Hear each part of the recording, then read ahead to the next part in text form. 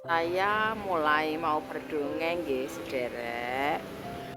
Ada seorang anak kecil yang diutus oleh kakeknya.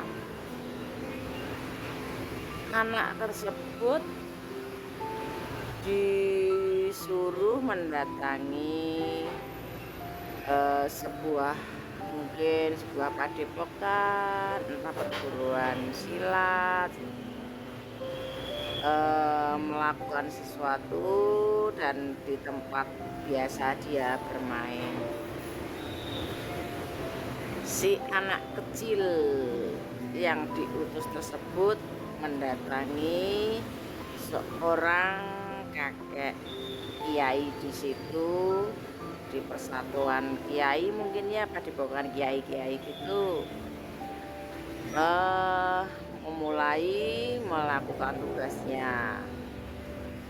Maka dia datangi si kakek. Wahai kakek sakti, aku disuruh kakekku menagih janji barang titipan kakekku untuk diserahkan padaku, diserahkan ke kakekku melalui aku. Barang tersebut berupa sesuatu dalam bungkusan berwarna hitam. Lalu si kakek bilang, aku tidak punya barang yang kamu maksudkan. Si anak kecil menjawab, kakekku tidak mungkin bohong kakek. Aku diutus menagih barang titipan dari kakekku. Sampai kapanpun aku akan menjalankan perintah kakekku karena menyerahkan amanatnya kepadaku. Sebelumnya aku ingin bertanya kakek. Mau bertanya apa, Cuk? Jika seseorang berbohong, itu salah ya, Kek? Oh ya salah, Cuk. Iya, Kek, saya simpan ilmu kakek. Saya pegang ucapan kakek.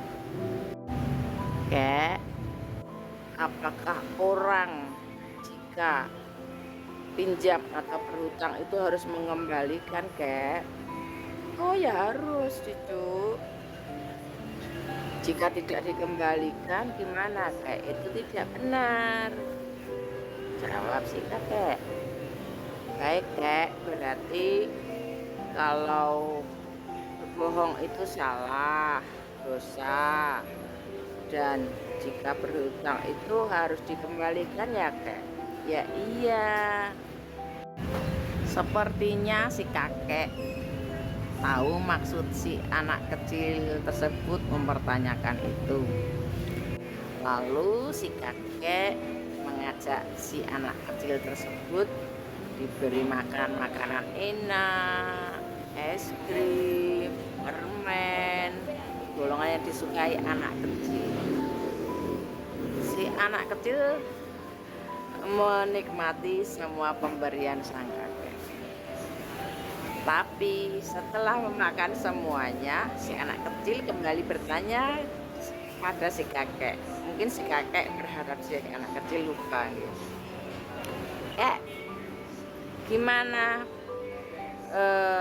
kesan kakekku tadi? Aku disuruh menagih. Katanya kakek punya hutang pada kakekku. Aku percaya kakekku nggak berbohong. Mana, Kek? Si kakek termangu. Lalu terdiam membalikkan badan. Si anak kecil meraung-raung. Kakek, aku nggak akan pergi dari sini. Aku nggak akan pulang sebelum pesanan kakekku didapatkan. Lebih baik aku mati jika tidak memberikan apa yang diamanatkan kakekku padaku. Jika aku tidak melaksanakan perintah kakekku, aku akan tetap menunggu di sini, kakek. Itu. Baiklah, kakek. Jika kakek tidak ingin memberikan yang kakekku minta, sekarang aku mau bertanya, kek, boleh tidak kita menyembah selain Allah? Kakek menjawab, tidak boleh. Jadi yang patut kita sembah itu Allah ya, kek? Iya. Baiklah, kek, aku mempercayai semua ucapan kakek karena seorang panutan dan seorang yang terpercaya. Aku mempercayai semua ucapan kakek. Si anak kecil tergopoh-gopoh di depan hadapan kakek lalu sujud. Kakek, aku menyembahmu karena bagiku engkau adalah Tuhanku. Aku bukan Tuhan, kamu gak boleh seperti itu.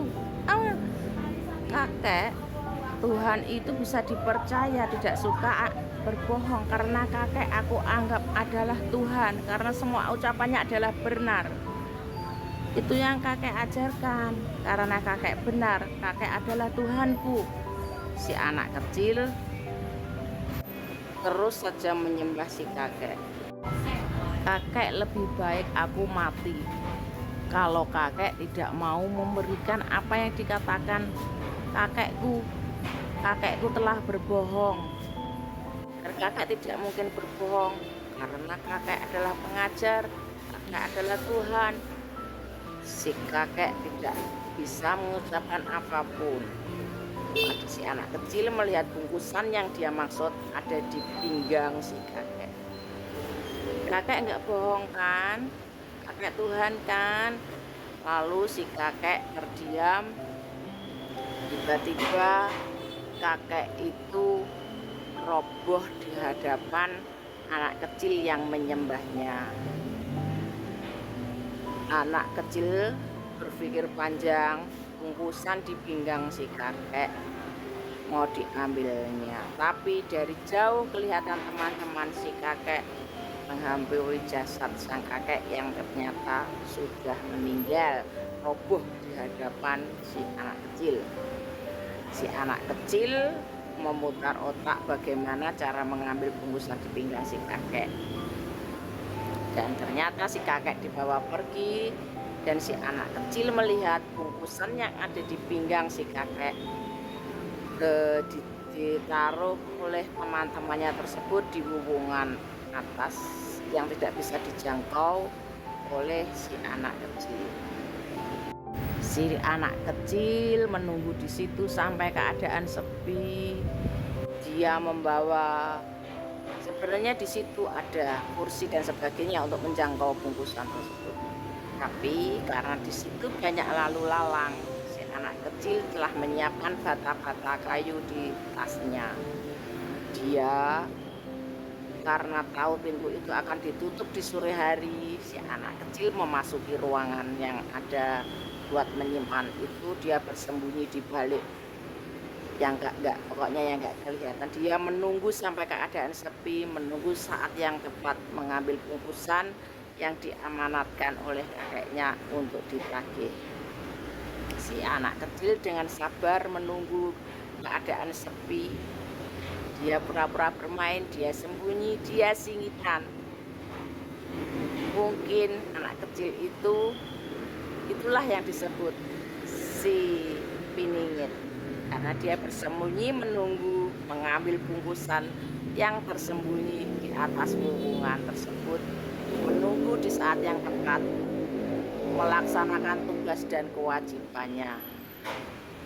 Mengatakan kemawon dengan saya, semoga keteguhan hati si anak kecil yang singitan tersebut menjadi contoh atau teladan bahwa segala sesuatu harus dilakukan dengan sabar dan sungguh-sungguh dan memegang amanat tidak tergoda apapun.